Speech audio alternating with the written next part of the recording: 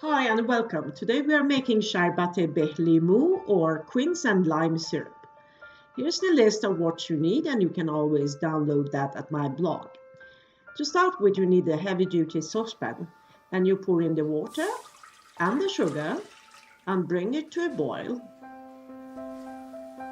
You also need whole cardamoms, 4 of them in a tea strainer that you add to this and mix well until the sugar is dissolved.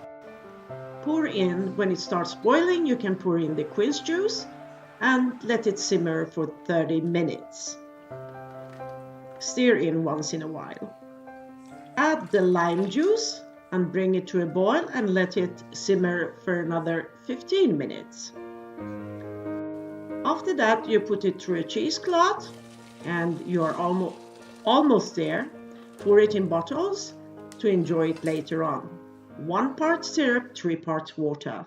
Nosh John.